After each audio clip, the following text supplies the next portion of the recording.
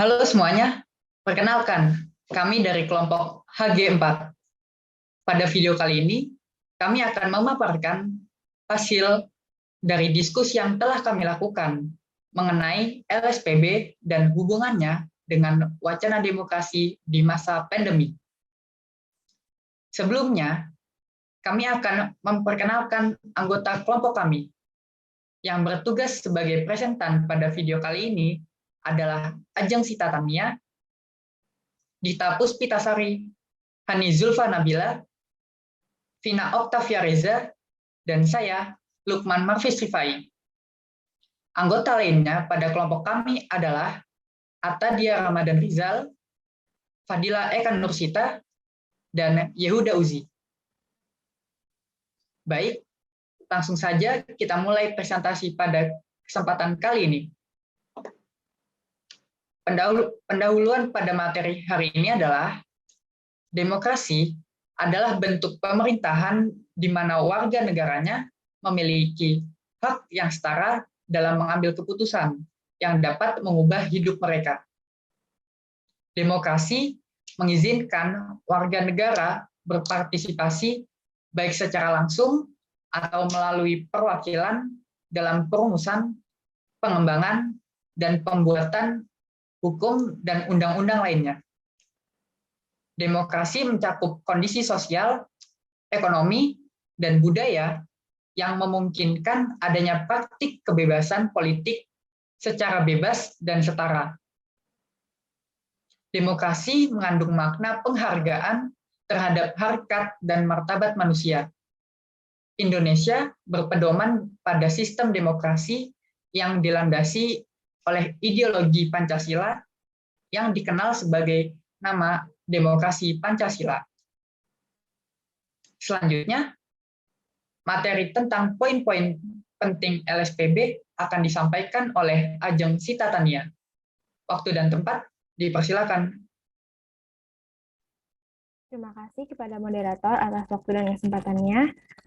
Pada kali ini saya akan membahas tentang poin-poin penting dalam LSPB. Poin-poin penting ini terdapat 8 topik, yaitu yang pertama, asas wawasan Nusantara. Poin-poin penting tentang asas wawasan Nusantara yaitu tentang kaidah atau ketentuan dasar yang wajib dipatuhi, dilakukan, serta dijaga oleh seluruh masyarakat di Indonesia agar tercipta perdamaian. Selain itu, ada 6 asas wawasan Nusantara. Di antaranya, tujuan dan kepentingan bersama, keadilan, kejujuran, solidaritas, kerjasama, dan kesetiaan. Lalu yang kedua, ada penerapan prinsip negara hukum di Indonesia. Poin-poin penting tentang prinsip Indonesia sebagai negara hukum dalam Undang-Undang Dasar 1945 dan Pancasila, yaitu sebagai ciri khas bangsa Indonesia. Ciri khas bangsa Indonesia ini berbeda dengan negara hukum yang diterapkan di berbagai negara lainnya. Terdiri dari adanya upaya perlindungan terhadap hak asasi manusia, pemisahan atau pembagian kekuasaan, pelaksanaan kedaulatan rakyat, peraturan perundang-undangan, dan peradilan administrasi. Next. Selanjutnya ada hak asasi manusia dan keterkaitannya dengan negara hukum. Poin-poin pentingnya yaitu sebagai negara hukum, Indonesia memberikan jaminan perlindungan HAM kepada seluruh masyarakatnya. Hal tersebut juga dikuatkan dengan berbagai sumber hukum yang ada di Indonesia. Lalu, implementasi hak asasi manusia. Implementasi hak asasi manusia dapat dilakukan dengan cara menghormati satu sama lain, menghormati hak kehidupan orang lain, hak kebebasan beragama, hak mendapatkan, dan kepastian hukum. Oleh karena itu, terdapat lembaga yang mengawasi HAM. Komnas HAM sebagai organisasi hak asasi manusia di Indonesia yang bertugas untuk mengawasi jalannya hak asasi manusia di Indonesia serta pelanggarannya. Aturan-aturan tersebut dikemukakan pada UUD 1945 pasal 27, pasal 8A sampai J, dan Undang-Undang Nomor 39 Tahun 1999 mengenai hak asasi manusia. Hal ini agar terciptanya masyarakat yang damai, rukun, dan saling menghargai. Next. Demokrasi liberal dan demokrasi terpimpin. Demokrasi liberal atau disebut dengan demokrasi parlementer berkembang pada tahun 1945 sampai 1959, di mana hanya badan eksekutif yang terdiri dari presiden sebagai kepala negara konstitusional beserta menteri-menterinya yang mempunyai tanggung jawab politik. sedangkan demokrasi terpimpin pada tahun 1959 sampai 1965.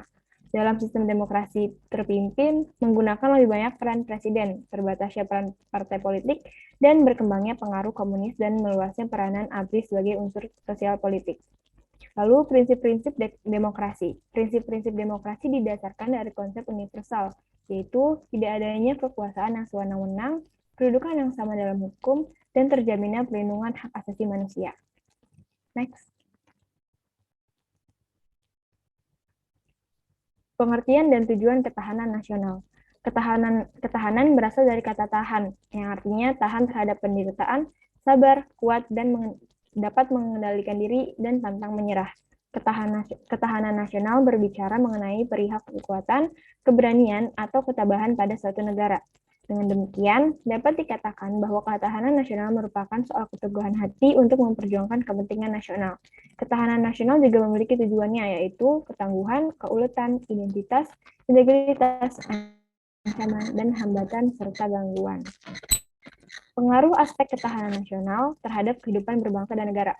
Poin-poin penting dalam pengaruh aspek ketahanan nasional dapat dicontohkan dalam dua bidang, yaitu dalam bidang politik dan bidang ekonomi. Dalam bidang politik, ketahanan nasional dapat dikategorikan lagi menjadi dua konteks, yaitu politik dalam negeri dan politik luar negeri. Politik luar negeri adalah kekuasaan di mana tangan rakyat dan tidak menggunakan pemerintahan absolut. Sedangkan politik luar negeri adalah negara harus bersahabat dengan negara lain untuk mencapai tujuan nasionalnya. Sedangkan pada bidang ekonomi, warga negara dapat memiliki hak yang sama dalam menjalankan roda perekonomian dengan tujuan mensejahterakan bangsa. Sekian dari saya kembalikan kepada moderator. Terima kasih. Baik, terima kasih Ajeng telah menyampaikan materinya. Selanjutnya, materi mengenai keterkaitan antara LSPB dan wacana demokrasi akan disampaikan oleh Hani Zulfa Nabila. Waktu dan tempat, dipersilakan. Terima kasih moderator atas waktu dan kesempatannya. Saya akan menjelaskan keterkaitan antara LSPB dan wacana. Yang pertama ada demokrasi liberal dan demokrasi terpimpin. Demokrasi Pancasila merupakan pembaruan dari demokrasi liberal dan demokrasi terpimpin yang pernah terjadi di Indonesia. Namun, karena adanya pandemi, demokrasi Pancasila saat ini belum berjalan dengan sempurna karena adanya gangguan dari dalam dan luar negara. Kemudian ada hak asasi manusia dan keterkaitannya dengan negara hukum. Demokrasi merupakan gagasan atau pandangan hidup yang mengutamakan persamaan hak dan kewajiban, serta perlakuan yang sama bagi semua warga negara Indonesia. Suatu negara hukum bisa dikatakan demokratis bila mengindahkan HAM bagi setiap warga negaranya. Kemudian ada pengaruh aspek ketahanan nasional terhadap kehidupan berbangsa dan bernegara. Aspek ketahanan nasional dalam kehidupan berbangsa dan bernegara harus diimplementasikan dalam demokrasi supaya demokrasi dapat berjalan sesuai dengan ketahanan nasional. Kemudian ada prinsip-prinsip demokrasi. Prinsip-prinsip demokrasi mempengaruhi jalannya demokrasi. Demokrasi yang berjalan harus sesuai dengan prinsip-prinsip demokrasi. Kemudian ada pengertian dan tujuan ketahanan nasional. Demokrasi yang terjadi harus sesuai dengan tujuan ketahanan nasional. Jika demokrasi tidak sesuai dengan tujuan ketahanan, maka suatu negara akan menghadapi ancaman dan menyebabkan disintegritas. Kemudian ada implementasi hak asasi manusia atau HAM. Sikap atau perlakuan warga harus diperhatikan dalam jalannya demokrasi. Jika implementasi HAM berjalan dengan baik, maka demokrasi juga akan berjalan dengan baik tanpa melanggar HAM. Kemudian ada penerapan prinsip negara hukum di Indonesia. Demokrasi harus berjalan dengan prinsip-prinsip hukum. Demokrasi tanpa peraturan hukum dalam suatu negara tidak akan berjalan stabil dan akan kehilangan bentuk dan arah. Sedangkan hukum tanpa sistem demokrasi akan kehilangan makna. Dan terakhir ada fungsi asas wawasan Nusantara. Asas wawasan Nusantara merupakan suatu ketentuan yang harus dipatuhi, ditaati, dipelihara, dan diciptakan demi ketertiban pembentuk bangsa terhadap kesepakatan bersama. Demokrasi yang terjadi harus sesuai dengan asas wawasan negara agar dapat mewujudkan kesepakatan bersama. Sekian dari saya kembalikan ke moderator.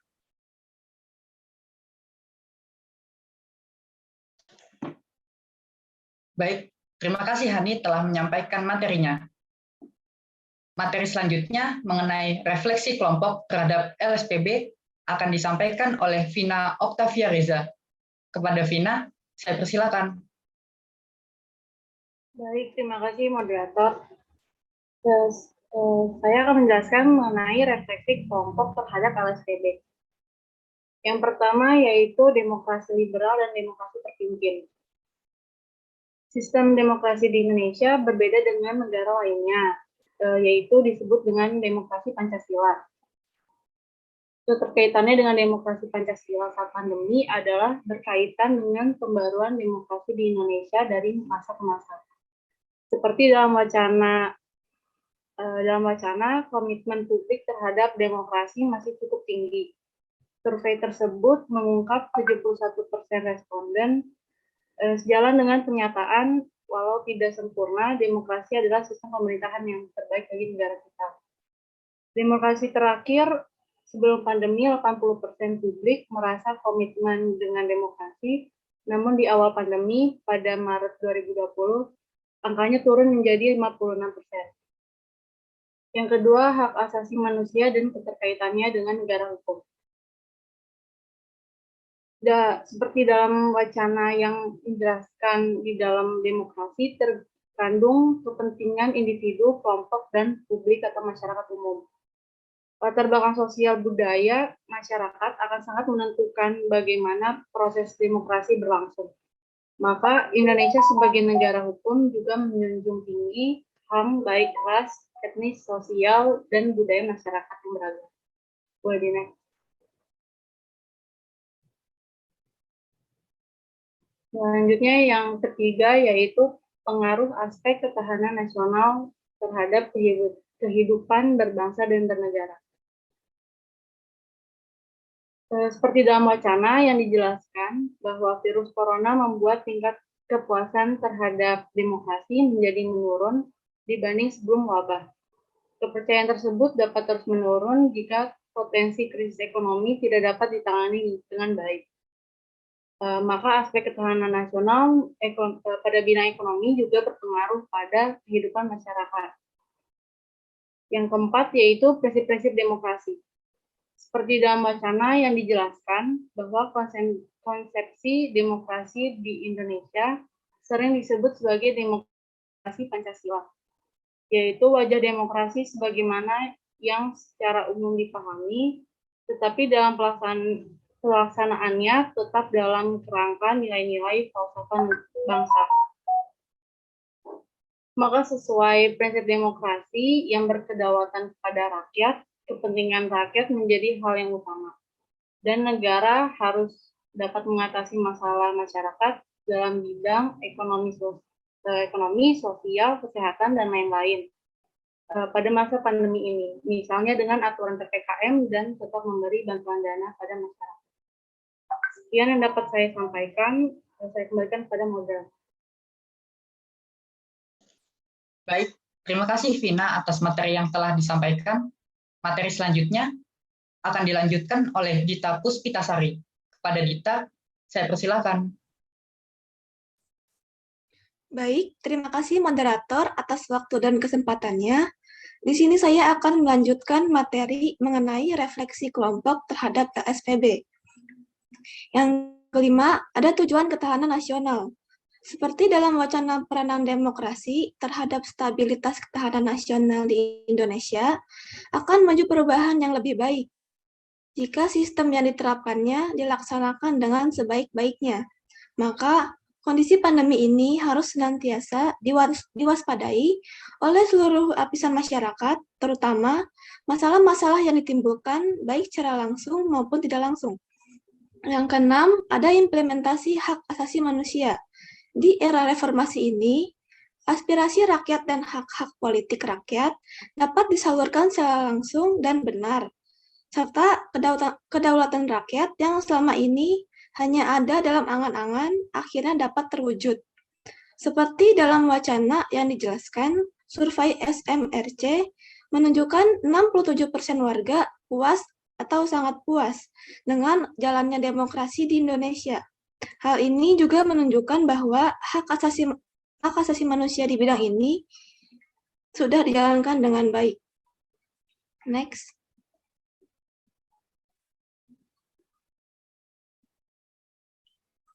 Yang ketujuh, ada penerapan prinsip negara hukum.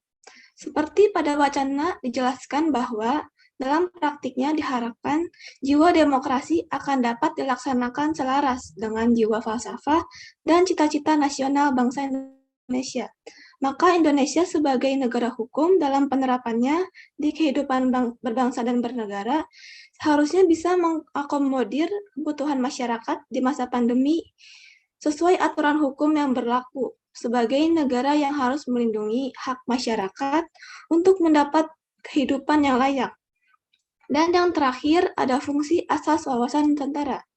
Wawasan Nusantara berfungsi sebagai pedoman, motivasi, dorongan, serta rambu-rambu dalam menentukan segala kebijaksanaan, keputusan, tindakan, dan perbuatan bagi penyelenggara negara. Sesuai pada wacana, dijelaskan bahwa dalam prakteknya diharapkan jiwa demokrasi akan dapat dilaksanakan selaras dengan jiwa falsafah dan cita-cita nasional bangsa Indonesia. Oleh karenanya, konsepsi demokrasi di Indonesia sering disebut sebagai demokrasi Pancasila. Sekian pemaparan materi dari saya kembalikan ke moderator. Terima kasih. Baik, terima kasih Dita atas materi yang telah disampaikan. Kesimpulan pada presentasi kali ini adalah dalam suatu negara, asas wawasan Nusantara sangat diperlukan oleh setiap warga negara. Hal tersebut harus dipatuhi, ditaati, dan dipelihara agar ketertiban dapat berjalan dengan baik.